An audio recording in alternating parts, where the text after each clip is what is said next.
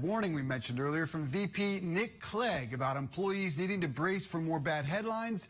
Part of an internal memo obtained by Axios. Documents from Haugen are revealing more information about how the company handled problematic content on its platforms before and after last year's elections. Our technology correspondent Tyler Atkinson joins us live from Chicago. Tyler, good morning. The leak contained tens of thousands of documents. What are the new takeaways? So one of the biggest things that came out of this was that Facebook had done internal research which showed that it only took 2 days for a new user to start seeing QAnon content if they were involved or looked at conservative news. Effectively, what they found was that in 2019 and 2020, a researcher at Facebook created a fake account in order to test how the company's recommendation systems basically fed misinformation and polarizing content to them. And, you know, it found that it really only took 2 days for them to get involved in a extremist ideology at that point.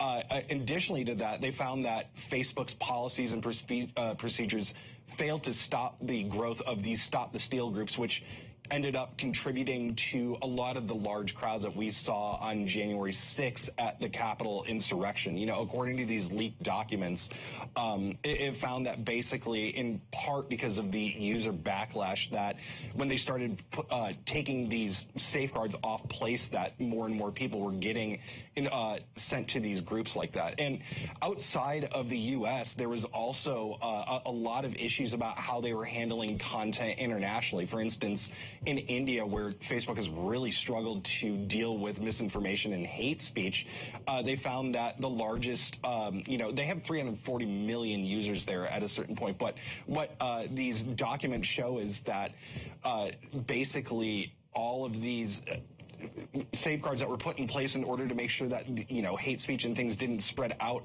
across in India did not work. Effectively, they found that, while only 13% of Facebook's global budget was spent classifying misinformation, that it ended up exposing people to a lot more than that.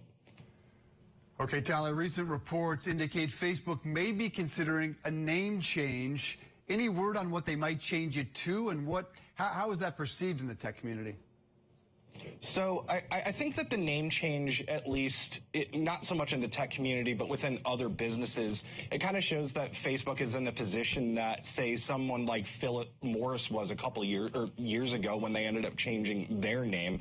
I don't think that is necessarily going to stop people from knowing what they've been involved in, but down the line, I think that name change will probably effectively what they're trying to do from it is make it so that they will distance themselves from all this bad news coming out. Now, it's not clear exactly what the name change is, but if you look at some of the domains that Facebook owns right now, one of the possible names that they may be moving into is Meta. If you go to meta.com, it actually sends you back to a Facebook-owned site named meta.org.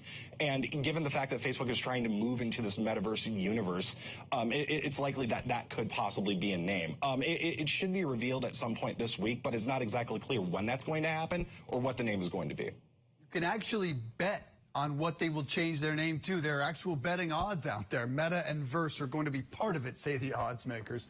Tyler Atkinson, thanks, buddy. Appreciate it.